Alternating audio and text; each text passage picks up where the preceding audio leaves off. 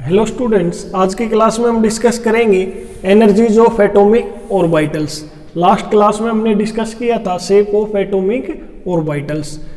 तो अभी क्या देखते हैं हम, energies of atomic orbital in hydrogen atom and hydrogen like species. तो अभी हम देखेंगे कि जो हाइड्रोजन एटम है या फिर hydrogen like species, hydrogen like species उन स्पीसीज को बोलते हैं जिनके अंदर हाइड्रोजन की तरह केवल 1 इलेक्ट्रॉन होता है। ठीक है, तो उनके एटॉमिक ऑर्बिटल्स की एनर्जी का ऑर्डर अभी हम देखेंगे। तो सबसे पहले अगर हाइड्रोजन एटम या हाइड्रोजन लाइक स्पीसीज के ऑर्बिटल्स का एनर्जी लेवल देखते हैं हम, तो क्या होता है कि इस टाइप के केस में जो एनर्जी होती है ऑर्बिटल्स की वो सिर्फ डिपेंड करती है प्रिंसिपल क्वांटम नंबर के ऊपर। तो जैसे 1s ऑर्बिटल है तो यहाँ n की वैल्यू 1 है, तो जितना ज्यादा n की वैल्यू छोटी होती है एनर्जी उतनी ही हमारी कम होगी। तो यहाँ n की वैल्यू 1 है 1s के लिए, तो 1s की एनर्जी सबसे लोवेस्ट होगी। अब n इक्वल टू 2 पे जाए तो आपको पता है जब प्रिंसिपल क्वांटम नंबर की वैल्यू n इक्वल टू 2 होता है तो दो ऑर्बिटल पॉसिबल होते हैं, 2s और 2p। तो हाइड्रोजन एटम या हाइड्रोजन लाइक स्पीसीज जो भी होती है उनके लिए जब n इक्वल टू 2 है तो 2s और 2p दोनों की एनर्जी इक्वल होगी, लेकिन n की वैल्यू यहाँ ज्यादा है इसीलिए 1s की एनर्जी से 2s और 2p की एनर्जी ज्यादा होगी। नेक्स्ट मूव करते हैं n इक्वल टू 3 के लिए। जब n इक्वल टू 3 होता है तो 3 ऑर्बिटल पॉसिबल होते हैं, 3s 3p 3d। तो जब ये 3 पॉसिबल हैं तो यहाँ पे 3s 3p 3d इन तीनों की एनर्जी तो इक्वल होगी। ठीक है, लेकिन n इक्वल टू 3 है इसीलिए इन ऑर्बिटल्स की एनर्जी n इक्वल टू 2 वाले जो ऑर्बिटल्स है उनसे ज्यादा होगी। जब n इक्वल टू 4 पे जाएंगे तो n इक्वल टू 4 के जितने भी ऑर्बिटल्स होंगे उनकी एनर्जी n इक्वल टू 3 वाले ऑर्बिटल से ज्यादा होगी। तो यहाँ पे n इक्वल टू 4 वाले जितने भी ऑर्बिटल्स हैं यहाँ इनकी एनर्जी 3 वालों से ज्यादा है, लेकिन for the same quantum number जब n इक्वल टू 4 सेम है तो 4s 4p 4d 4f इनकी एनर्जी क्या होंगी, इक्वल होंगी यहाँ पे। ठीक है, इनकी एनर्जी में चेंज नहीं होगा। For the same quantum number energies of each orbitals are equal, 4s 4p 4d 4f इनकी एनर्जीज क्या होंगी, इक्वल। तो ये एनर्जी का जो ऑर्डर है हमारा ऑब्टेन होता है हाइड्रोजन एटम के लिए या हाइड्रोजन लाइक स्पीसीज के लिए। इसके बाद अभी हम देखते हैं energies of atomic orbitals in multi electron atoms. अभी हमने जो है ऑर्बिटल्स की एनर्जीज का जो लेवल देखा है वो हमने किसके लिए देखा है, हाइड्रोजन एटम या फिर हाइड्रोजन लाइक स्पीसीज जिसके अंदर केवल 1 इलेक्ट्रॉन होता है, वो वाली स्पीसीज देखी है। अभी अगर हम देखते हैं कि ऐसे एटम्स जिनके अंदर एक से ज्यादा इलेक्ट्रॉन्स है तो उन एटम्स के केस में जो एनर्जी का ऑर्बिटल्स की एनर्जी का जो ऑर्डर होता है वो प्रिंसिपल क्वांटम नंबर पे तो डिपेंड करता ही करता है, लेकिन साथ में एजीमुथल क्वांटम नंबर पे भी डिपेंड करता है। अब इस चीज से क्या फर्क पड़ेगा, इस चीज से ये होता है कि जैसे यहाँ पे सिंगल इलेक्ट्रॉन स्पीसीज के केस में जब n इक्वल टू 2 था तो n इक्वल टू 2 के लिए जो दो ऑर्बिटल पॉसिबल थे 2s और 2p दोनों की एनर्जी क्या थी, इक्वल।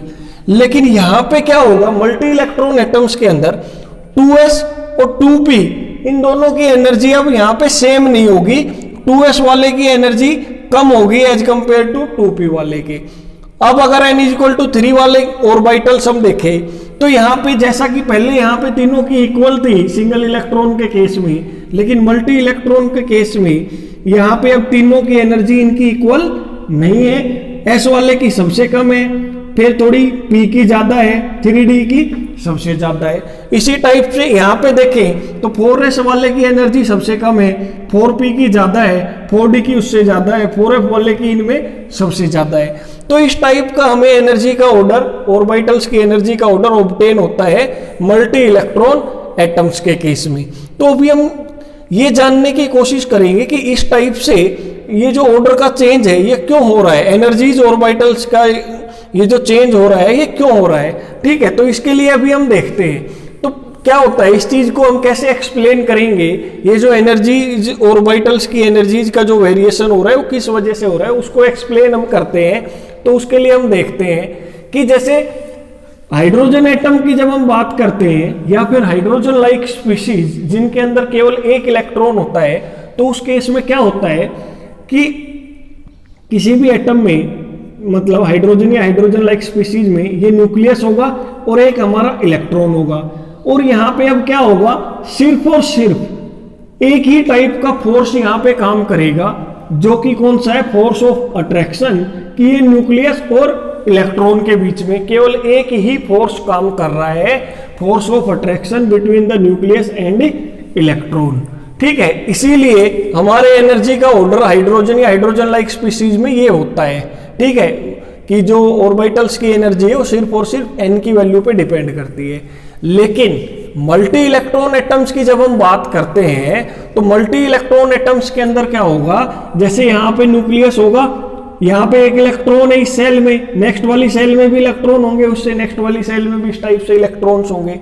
तो यहाँ पे क्या होता है कि न्यूक्लियस और इलेक्ट्रॉन के बीच में तो फोर्स ऑफ अट्रैक्शन लगता ही लगता है। जैसे ये इलेक्ट्रॉन है, ये न्यूक्लियस है, इनके बीच में फोर्स ऑफ अट्रैक्शन तो लग रहा है, और इधर एक इलेक्ट्रॉन है, ये न्यूक्लियस है, इनके बीच में भी फोर्स ऑफ अट्रैक्शन लग रहा है। ठीक है, तो अट्रैक्शन वाला फोर्स तो यहाँ पे भी लग रहा है, लेकिन क्या होगा, एक इलेक्ट्रॉन यहाँ पे है, एक इलेक्ट्रॉन यहाँ पे है, तो इनके बीच में फोर्स ऑफ रिपल्सन और लग रहा है यहाँ पे। तो कहने का मतलब यहाँ पे इलेक्ट्रॉन, मल्टी इलेक्ट्रॉन वाले एटम्स के केस में फोर्स ऑफ अट्रैक्शन तो लगता ही लगता है न्यूक्लियस और इलेक्ट्रॉन में, लेकिन यहाँ पे क्या होता है, among the electrons there is mutual repulsion, कि जो इलेक्ट्रॉन्स है उनके बीच में आपस में क्या हो रही है, रिपल्सन भी हो रही है, और ये हमारा एक एक्स्ट्रा फोर्स यहाँ पे काम करता है मल्टी इलेक्ट्रॉन एटम्स के केस में। ठीक है, तो एक चीज तो हमने ये देखी कि मल्टी इलेक्ट्रॉन्स के केस में अट्रैक्शन के साथ में इलेक्ट्रॉन इलेक्ट्रॉन का रिपल्सन भी काम करता है। तो अब थोड़ा सा एक पॉइंट और बताता हूं मैं यहाँ पे। अब देखो, जैसे यहाँ पे ये अंदर वाली सेल है, ये हमारी न्यूक्लियस के अंदर, यहाँ पे ये अंदर वाली सेल है, ये सेल बाहर वाली है, तो अंदर वाली सेल में भी इलेक्ट्रॉन है और बाहर वाली सेल में भी इलेक्ट्रॉन है। तो जब ये न्यूक्लियस बाहर वाली सेल पे अपना न्यूक्लियर फोर्स लगाएगा, उसको अपनी तरफ खींचेगा, तो ये बीच में जो इलेक्ट्रॉन है, बीच वाली सेल के अंदर जो इलेक्ट्रॉन है, ये इलेक्ट्रॉन बाहर वाले इलेक्ट्रॉन के साथ रिपल्सन करके जो इलेक्ट्रॉन, जो न्यूक्लियस बाहर वाले इलेक्ट्रॉन को अंदर की तरफ खींच रहा था, अब ये इलेक्ट्रॉन क्या करेगा, उसके ऊपर फोर्स ऑफ रिपल्सन लगाएगा और उस इलेक्ट्रॉन को अंदर की तरफ नहीं आने देगा।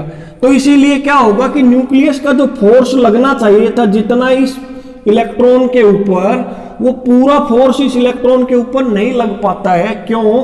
क्योंकि अंदर की सेल में जो इलेक्ट्रॉन है, ये इस इलेक्ट्रॉन को रिपल्सन की वजह से बाहर की तरफ ऐसे पुश कर देता है। ठीक है, तो इसीलिए न्यूक्लियस का जितना फोर्स यहाँ पे लगना चाहिए था, जैसे अगर ये इलेक्ट्रॉन नहीं होता तो ये न्यूक्लियस पूरे का पूरा फोर्स इस इलेक्ट्रॉन पे लगाता है, अपनी तरफ पुल कर लेता है इसको। लेकिन यहाँ पे जब इलेक्ट्रॉन है तो ये इलेक्ट्रॉन और इस इलेक्ट्रॉन के बीच में रिपल्सन होगा, अंदर वाली सेल का इलेक्ट्रॉन और बाहर वाली सेल का इलेक्ट्रॉन एक दूसरे को रिपेल करेगा। ठीक है, इस वजह से न्यूक्लियस का जितना फोर्स इस इलेक्ट्रॉन पे लगना चाहिए था वो नहीं लग पाएगा।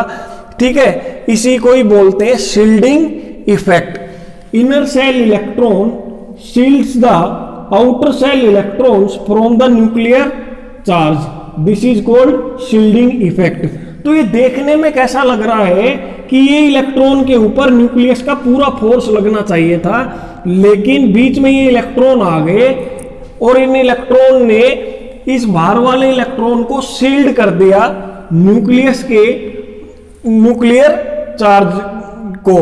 ठीक है, तो ये इसको बोलते हैं शील्डिंग इफेक्ट, कि जितना बाहर वाले इलेक्ट्रॉन पे फोर्स लगना चाहिए था न्यूक्लियस का उतना नहीं लग पा रहा है due to the presence of inner shell electrons. इसके बाद अभी क्या होता है, और चीज क्या देखते हैं, मतलब और अब जितना फोर्स इस इलेक्ट्रॉन के ऊपर नेट फोर्स जो लगता है शील्डिंग होने के बाद, उसको बोलते हैं इफेक्टिव न्यूक्लियर चार्ज। अब शील्डिंग होने के बाद जितना फोर्स इस बाहर वाले सेल के इलेक्ट्रॉन पे लगता है न्यूक्लियस की वजह से, उसको बोलते हैं हम इफेक्टिव न्यूक्लियर चार्ज। ठीक है, तो ये दो चीज हमने देखी है। इसके बाद अभी हम क्या देखते हैं कि जो हमारा जेड इफेक्टिव होता है, जो इफेक्टिव न्यूक्लियर चार्ज इस इलेक्ट्रॉन पे लगना चाहिए, वो फर्दर किस चीज के ऊपर डिपेंड करता है? वो फर्दर डिपेंड करता है एल की वैल्यू के ऊपर। और एल क्या है यहाँ पे? Azimuthal quantum number.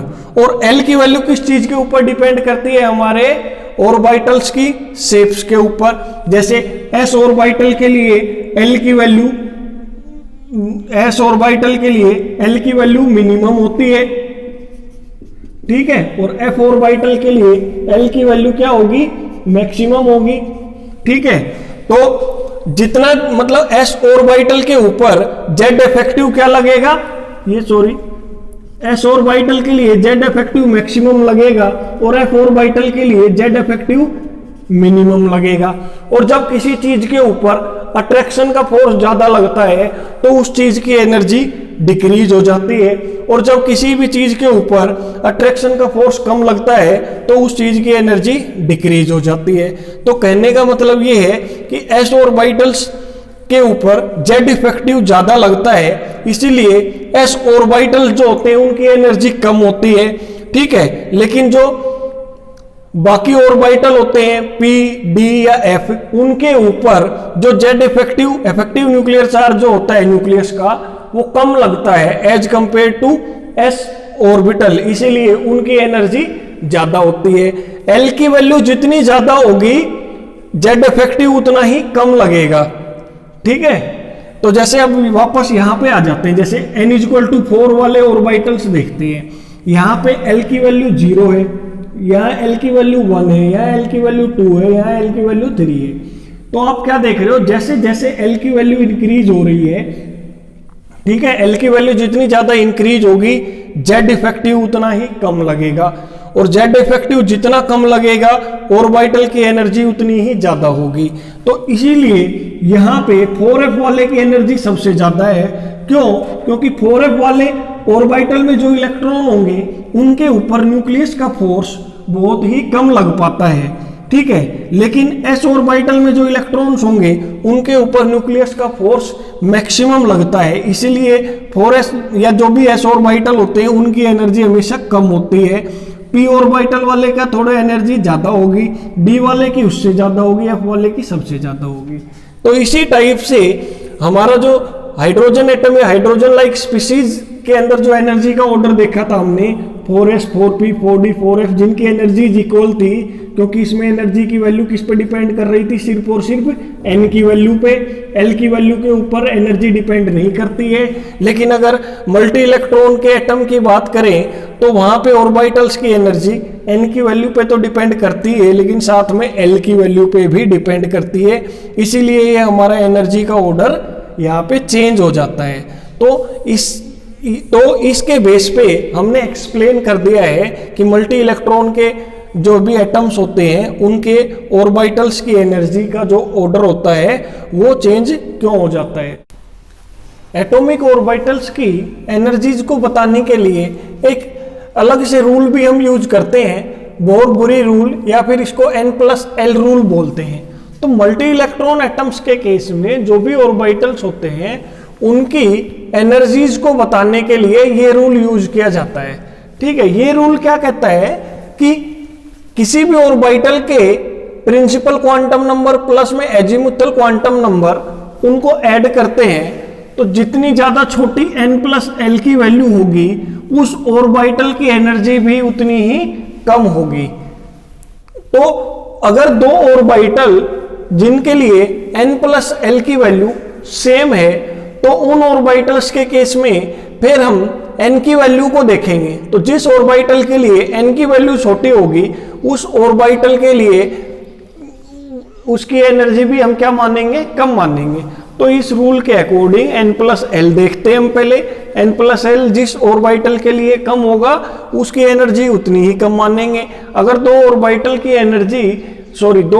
के लिए n+l की वैल्यू सेम है तो उस केस में हम सिर्फ n की वैल्यू देखेंगे प्रिंसिपल क्वांटम नंबर की। जिस ऑर्बिटल के लिए n की वैल्यू छोटी होगी उस ऑर्बिटल की ही n की एनर्जी की वैल्यू कम होगी। ठीक है, तो अभी यहाँ पे जब हम डिफरेंट ऑर्बिटल्स की एनर्जीज को कंपेयर करते हैं तो हम यहाँ पे क्या देखते हैं कि 1s ऑर्बिटल की एनर्जी सबसे कम होती है, उसके बाद 2s की, फिर 2p की थोड़ी ज्यादा होती है, फिर 3s का नंबर आता है, फिर 3p का, 4s, उसके बाद आता है 3d और फिर इसके बाद आता है 4p। तो 3d और 4p का अगर देखें तो 3d और 4p के लिए n प्लस l ये है और ये 3 प्लस 2 ये 3d के लिए है। तो दोनों के केस में 4 प्लस 1 5, 3 प्लस 2 5। तो 3d के लिए भी n प्लस l की वैल्यू 5 है, 4p के लिए भी n प्लस l की वैल्यू 5 है। तो इन दोनों के लिए n प्लस l की वैल्यू सेम है। तो यहाँ पे क्या देखेंगे हम कि n की वैल्यू जितनी छोटी होगी उसी ऑर्बिटल की एनर्जी को हम कम मानेंगे। तो 3d के अंदर n की वैल्यू छोटी है, इसीलिए 3d की एनर्जी हमने कम मानी है और 4p की ज़्यादा। तो इसी टाइप से जब हम डिफरेंट ऑर्बिटल्स को उनके एनर्जीज के ऑर्डर में अरेंज कर देते हैं तो हमारा एनर्जी लेवल डायग्राम रेडी हो जाता है। तो ये यहाँ पे मैंने कंप्लीट ऑर्बिटल्स की एनर्जीज को उनके ऑर्डर में मैंने लिख दिया है। जैसे 1s की सबसे कम होती है, फिर 2s की ज़्यादा, 2p की ज़्यादा, 3s की उससे ज़्यादा, 3p, 4s, 3d, 4p, 5s, फिर उससे ज़्यादा 4d की, 4d से ज़्यादा 5p। फिर ये इस टाइप से एनर्जीज इधर इंक्रीज हो रही है, इधर से जब इधर आ रही है तो एनर्जी ऑर्बिटल्स की इंक्रीज हो रही है। मल्टी इलेक्ट्रॉन एटम के केस में ये ऑर्डर हमारा फॉलो होता है। उसके बाद अभी हम देखते हैं filling of orbital in atoms. अब मल्टी इलेक्ट्रॉन एटम्स के अंदर जो भी हमारे ऑर्बिटल्स हैं, अब उसके अंदर ऑर्बिटल्स में जब हम इलेक्ट्रॉन ऐड करेंगे तो इलेक्ट्रॉन को ऐड करने के लिए हमें कुछ स्पेसिफिक रूल्स फॉलो करने होंगे। तो अभी हम यहाँ पे वो रूल्स देखेंगे कि क्या ऐसे रूल्स हैं जो हमें फॉलो करने चाहिए जब किसी भी मल्टी इलेक्ट्रॉन एटम के अंदर जो ऑर्बिटल्स हैं उनमें इलेक्ट्रॉन को फिल करते हैं। तो सबसे पहला रूल है अफबाउ प्रिंसिपल। तो अफबाउ प्रिंसिपल क्या कहता है कि जब भी कोई एटम ग्राउंड स्टेट में है, ठीक है, तो उसके अंदर जो इलेक्ट्रॉन्स हम ऐड करेंगे, कोई एटम ग्राउंड स्टेट में है, उस एटम के ऑर्बिटल्स में जब इलेक्ट्रॉन्स को ऐड किया जाएगा तो इलेक्ट्रॉन्स को इस तरीके से ऐड किया जाना चाहिए कि सबसे पहले उस ऑर्बिटल को इलेक्ट्रॉन मिले जिसकी एनर्जी कम है। ठीक है, तो जैसे अब ये यहाँ पे अगर हम इलेक्ट्रॉन ऐड करना चाहें, जैसे कार्बन एटम हमने ले रखा है, कार्बन एटम के अंदर 6 इलेक्ट्रॉन होते हैं। अगर इसके अंदर हमें इलेक्ट्रॉन्स को ऐड करना है तो कार्बन के अंदर 1s 2s 2p इस टाइप से ये सभी ऑर्बिटल्स होंगे। तो अब कार्बन के अंदर जब इलेक्ट्रॉन्स को फिल किया जाएगा तो सबसे पहले इलेक्ट्रॉन 1s ऑर्बिटल में आएंगे, क्योंकि 1s ऑर्बिटल की एनर्जी क्या है, सबसे कम है। तो जब 1s ऑर्बिटल कंप्लीटली फिल हो जाएगा फिर 2s पे चलेंगे, फिर 2s कंप्लीटली फिल हो जाएगा फिर 2 पे चलेंगे। तो इलेक्ट्रॉन्स को जब ऐड करेंगे ऑर्बिटल्स में तो जब हम उस टाइम पे हमें ऑर्बिटल्स की एनर्जीज को देखना पड़ेगा। तो जिस ऑर्बिटल की एनर्जी सबसे कम है पहले उस ऑर्बिटल में इलेक्ट्रॉन हम ऐड करेंगे, उसके बाद नेक्स्ट हायर एनर्जी वाला जो ऑर्बिटल है उसमें इलेक्ट्रॉन्स का एडिशन होगा। तो ये इस टाइप से कार्बन में पहले 1s में इलेक्ट्रॉन ऐड करते हैं, फिर 2s में, फिर 2p में।